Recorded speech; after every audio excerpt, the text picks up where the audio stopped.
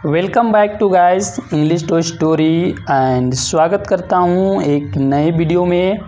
Guys video में आगे बढ़ने से पहले यदि आप चैनल पे न्यू हैं तो चैनल को सब्सक्राइब ज़रूर करें, साथ ही गाइस नोटिफिकेशन बेल भी ऑन कर ले जिससे आने वाले हमारे सारे वीडियो का नोटिफिकेशन आप तक पहुंच सके। साथ ही गाइस ये वीडियो दिन में शूट किया जा रहा है तो थोड़ी आउट नॉइस आएगी, तो आप थोड़ा आज मैनेज कर लेना। तो चलिए गाइस स्टोरी की ओर बढ़ते हैं और स्टोरी को समझने का प्रयास करते हैं। गाइस आज का जो स्टोरी का जो टाइटल है वो है a father and his 4 sons, अर्थात एक पिता और उसके 4 पुत्र, या बोल सकते हैं एक पिता और उसके 4 बेटे। तो चलिए गाइस स्टोरी में आगे बढ़ते हैं और स्टोरी को समझने का प्रयास करते हैं। उससे पहले गाइस हम इसे थोड़ी जूम कर लेते हैं जिससे आपको स्पष्ट दिखाई दे। तो आइए गाइस आगे बढ़ते हैं। There was a man who had 4 sons. अब देखिए गाइस यहाँ कहने का अर्थ यह है कि एक व्यक्ति था, या बोल सकते हैं एक आदमी था जिसके 4 पुत्र थे। ये यहाँ कहने का अर्थ है। अब गाइस हम इसमें फैक्ट बताते हैं कि आखिर हम इसे इस प्रकार क्यों नहीं बोल सकते हैं कि वहाँ एक व्यक्ति था जिसके 4 पुत्र थे। ऐसा हम इसलिए नहीं बोल सकते क्योंकि ये सेंटेंस देयर से शुरू हो रहा है और देयर लगने के कारण ये एक इन्वर्जन सेंटेंस बन जा रहा है। गाइस इन्वर्जन का मतलब होता है कि सब्जेक्ट से पहले वर्ब का लगाना ही इन्वर्जन होता है। एंड गाइस जिस वाक्य की शुरुआत देर से होता है वो 95% इन्वर्जन होता है। तो गाइस मुझे आशा है कि आप यहाँ समझ गए होंगे, लेकिन बहुत सारे जो टीचर होते हैं वो नहीं बताते हैं और बोलते हैं कि देयर को यहाँ स्किप कर दीजिए। तो ऐसा बिल्कुल भी नहीं है, ये इसका नियम है क्योंकि ये इन्वर्जन है, इसलिए यहाँ इसका उपयोग नहीं किया जाता है। तो चलिए गाइस अब आगे चलते हैं। एंड यहाँ गाइस हु जो है वो एक रिलेटिव प्रोनाउन है और रिलेटिव प्रोनाउन का संबंध इसके बगल वाले शब्द से है, क्योंकि हु जो है वो इस व्यक्ति के लिए ही आ रहा है। देखिए एक व्यक्ति था जिसके, यानी कि इस व्यक्ति के लिए आ रहा है जिसके 4 पुत्र थे। अब चलिए गाइस आगे चलते हैं। He wanted his son to teach not to जज थिंग्स टू क्विकली। अब देखिए गाइस यहाँ कहने का अर्थ है कि जो व्यक्ति था वो चाहता था अपने बेटों को सिखाना। देखिए he wanted his son to teach, यानी वो चाहता था अपने बेटों को सिखाना। नॉट टू जज, यानी कि नहीं आंकने के लिए। थिंग्स वस्तुओं को। टू क्विकली, यानी थोड़ा जल्दी। यानी यहाँ कहने का अर्थ है कि वो अपनों बेटों को यह सिखाना चाहता था कि किसी भी वस्तु को जल्दी भला बुरा ना कहें, उसके बारे में सारी जानकारियाँ ले ले या सारी जानकारी प्राप्त कर ले, उसके बाद ही उस वस्तु को आप अच्छा या बुरा बोले। ये यहाँ कहने का अर्थ है सही मायने में। एंड गैस मैं बता दूं क्विकली का अर्थ होता है थोड़ा जल्दी, एंड टू यहाँ जोर लगाने के लिए दिया गया है। जैसे बोलते हैं टू फास्ट, यानी थोड़ा तेज। टू क्लोज, थोड़ा और नज़दीक या थोड़ा ज़्यादा नज़दीक। तो चलिए गाइस मुझे आशा है कि आप समझ गए होंगे। एंड आगे चलते हैं। सो इसलिए ही sent them to look for a pear tree. अब देखिए गाइस यहाँ कहने का अर्थ है इसलिए। ही सेंट, कौन? ये जो व्यक्ति था वो, इसलिए उन्होंने भेज दिया देम, उन लोगों को, यानी अपने 4 बेटों को। To look for, guys look for का अर्थ होता है तलाश करना, खोज करना। तो उन्होंने उन लोगों को भेज दिया तलाश करने के लिए अ पीयर ट्री। पीयर का अर्थ होता है नाशपाती। तो एक नाशपाती की पेड़ की तलाश करने उन लोगों को भेज दिया। ये यहाँ कहने का अर्थ है। अब चलिए गाइस आगे चलते हैं। The first son went in winter, जो पहला लड़का था या बोल सकते हैं जो उसका बड़ा बेटा था, वो ठंड के मौसम में या जाड़े के मौसम में गया। फिर कोमा दिया है और आगे बताया है कि 10 सेकेंड इन स्प्रिंग, और जो उसका सेकेंड बेटा था वो बसंत ऋतु में गया। फिर कोमा देकर बताया गया है द थर्ड इन समर, और जो तीसरा है वो गर्मी के मौसम में गया। एंड और द यंगेस्ट सन, यानी यंगेस्ट का अर्थ होता है सबसे छोटा, तो जो सबसे छोटा सन था यानी जो सबसे छोटा बेटा था, इन ऑटम, इसे गाइस हम ऑटमन नहीं पढ़ेंगे, इसे हम ऑटम पढ़ेंगे। तो जो सबसे छोटा बेटा था वो पतझड़ के मौसम में गया। ऑटम का अर्थ होता है पतझड़, तो वो जो सबसे यंगेस्ट सन था वो पतझड़ के मौसम में जाता है। और ये सारे कहाँ जाते हैं, तो ये सारे एक पीयर ट्री अर्थात नाशपाती की पेड़ की खोज में जाते हैं। तो गाइस अब चलिए आगे चलते हैं।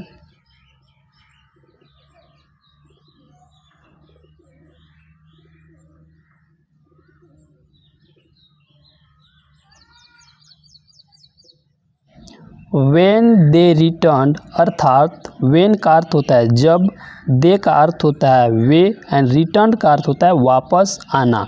तो गाइस जब वे लोग वापस आए, फिर यहाँ देखिए कोमा देकर बताया गया आगे, he asked to describe what they had scene.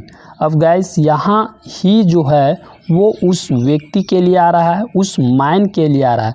तो जो वो व्यक्ति है उन्होंने कहा, यानी कि उन लोगों से, अपने बेटों से कहा, टू डिस्क्राइब, डिस्क्राइब का अर्थ होता है व्याख्या करना। तो जो व्यक्ति था उन्होंने उन लोगों से कहा क्या, डिस्क्राइब करने के लिए, व्याख्या करने के लिए, व्हाट मतलब जो, दे हैड सीन, यानी कि जो उन लोगों ने पेड़ की तलाश में जो गए थे और वहाँ जो उन लोगों ने देखा उनकी व्याख्या करने के लिए उनके पिता या जो मैन था वो उन लोगों से कहा। ये यहाँ कहने का अर्थ है। अब चलिए गाइस आगे देखते हैं। The first son said that the tree was ugly, bent and twisted. अब देखिए गाइस यहाँ कहने का अर्थ है कि जो पहला लड़का था या बोल सकते हैं जो बड़ा लड़का था, उन्होंने कहा कि द ट्री यानी जो पेड़ था, द ट्री वास यानी जो पेड़ था, अगली यानी कि बदसूरत था, बेंट मतलब झुका हुआ था, एंड ट्विस्टेड और मुड़ा था। ये कौन बोल रहा है, ये पहला लड़का बोल रहा है जो फर्स्ट टाइम गया था वो। अब देखिए आगे क्या होता है।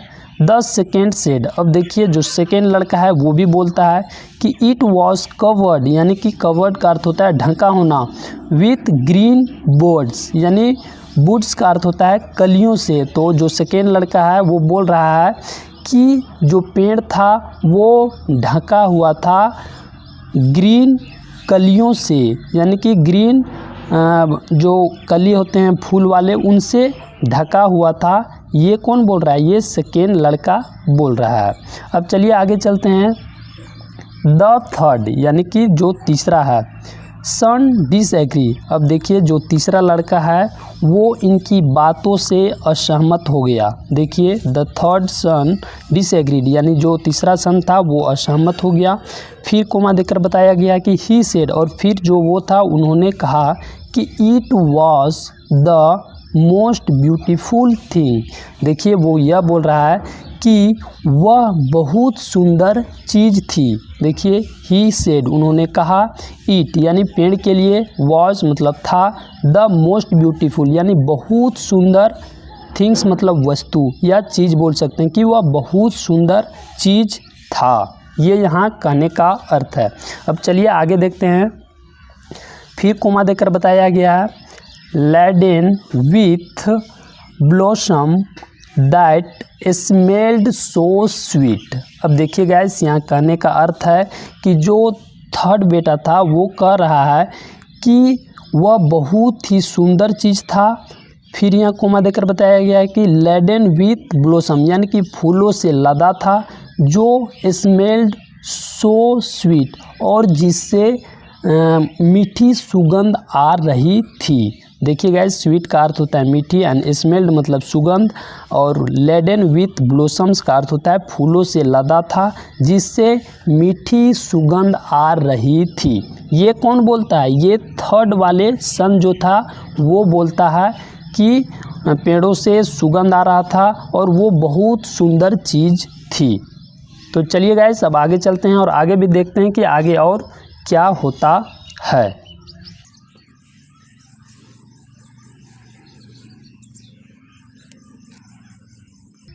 द लास्ट सन। अब देखिए अंतिम बेटा, जो लास्ट सन था वो क्या बोलता है? The last son disagreed. अब देखिए जो लास्ट वाला सन था वो भी असहमत हो जाता है उन तीनों के बातों से। और देखिए अब वो आगे चलते हैं कि आगे और वो क्या कहता है। देख सकते हैं आप, the last son disagreed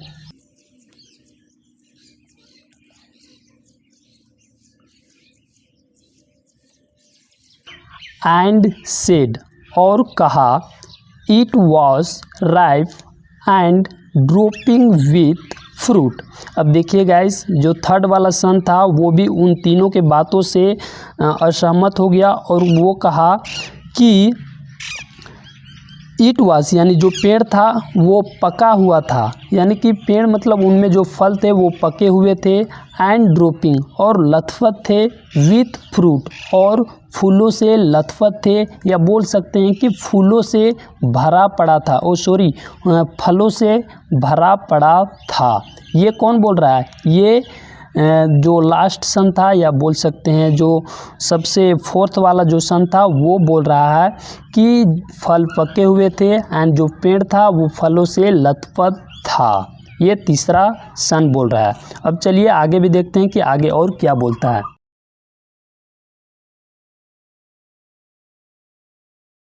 full of life and fulfilment. अब देखिए गाइस, यहाँ कहने का अर्थ है कि जीवन और पूर्ति से भरा हुआ था। ये इसका हिंदी मीनिंग होगा कि जीवन और पूर्ति से वह भरा हुआ था, यानी कि वो दो चीज़ें बोल रहा है। एक तो बोल रहा है कि वो जो फल थे वे पके हुए थे एंड पेड़ जो था वो लथपथ था, यानी कि भरा हुआ था फलों से, और फिर ये भी बोल रहा है कि जीवन और पूर्ति से भी वो भरा हुआ था। ये बोल रहा है लास्ट वाला सन। अब चलिए गाइस आगे भी देखते हैं कि आगे और क्या होता है। देन फिर the mind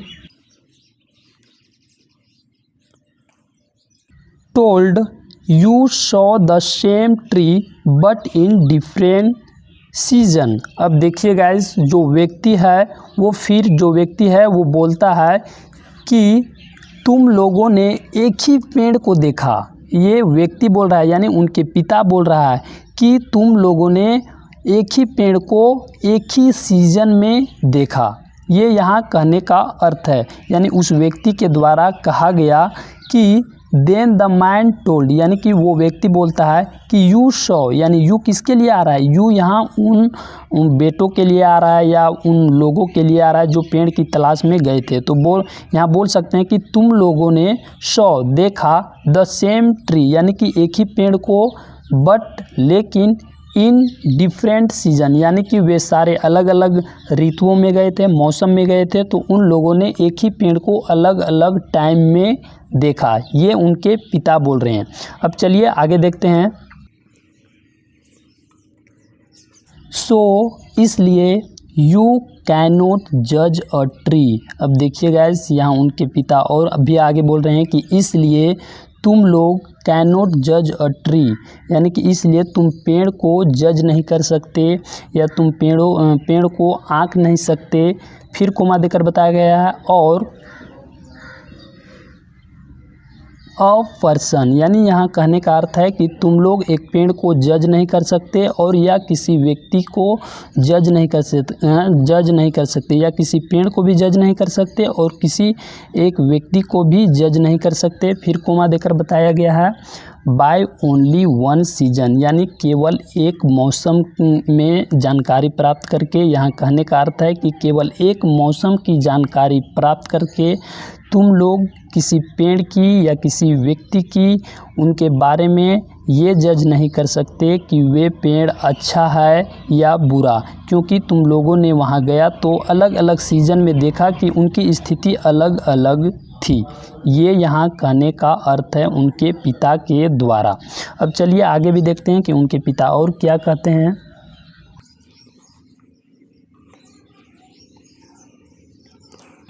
the essence of pleasure. अब देखिए गाइस, एसेंस का अर्थ होता है सारांश और प्लेजर का अर्थ होता है खुशी या बोल सकते हैं आनंद। तो यहाँ कहने का अर्थ है कि जो खुशी का जो सारांश है, या जैसे बोलते हैं ना दिस इज़ माय प्लेजर, ये मेरी खुशी है, तो यहाँ उसी का प्रयोग किया गया है कि जो खुशी का जो सारांश है। फिर यहाँ कोमा देकर बताया गया है Joy and love can only be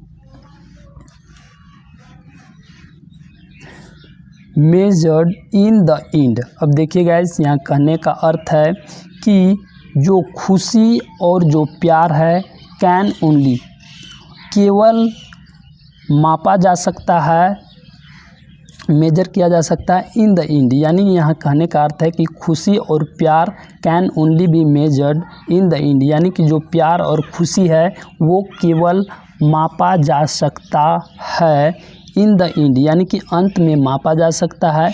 when, जब all the season are up, अर्थात यहाँ कहने का अर्थ है कि खुशी और प्यार को एक ही समय में हम माप सकते हैं या मापा जा सकता है जब सारे सीजन समाप्त हो जाएंगे, या बोल सकते हैं जब सारे सीजन ऋतु जब समाप्त हो जाएंगे तभी हम किसी पेड़ के बारे में सारी जानकारी माप सकते हैं। ये यहाँ कहने का अर्थ है। अगर हम इसे सरल शब्दों में बताएं तो उनके पिता उन्हें यह सीख देना चाहते हैं कि किसी भी व्यक्ति की परख या किसी भी व्यक्ति की जज हम एक बातों को लेकर नहीं कर सकते कि वो एक अच्छा इंसान है या वो एक बुरा इंसान है, क्योंकि जब तक हम उसके बारे में पूरी जानकारी नहीं जुटा लेते तब तक हम यह नहीं कह सकते कि वो जो व्यक्ति है वो एक अच्छा व्यक्ति है या वो एक बुरा व्यक्ति है। यही उनके पिता की कहने का अर्थ है। तो गाइस, स्टोरी अच्छी लगी होगी तो वीडियो को लाइक ज़रूर करें एंड शेयर भी करें। साथ ही गाइस, आप यहाँ डायग्राम में भी देख सकते हैं कि जो उनके पिता हैं वो अपने बेटों को उस पेड़ या उस ट्री के बारे में जानकारी देने के लिए या जो पेड़ की तलाश करने के लिए उनको भेजा जाता है अलग अलग मौसम में। तो गाइस, मिलते हैं अब अगले वीडियो में। जय हिंद।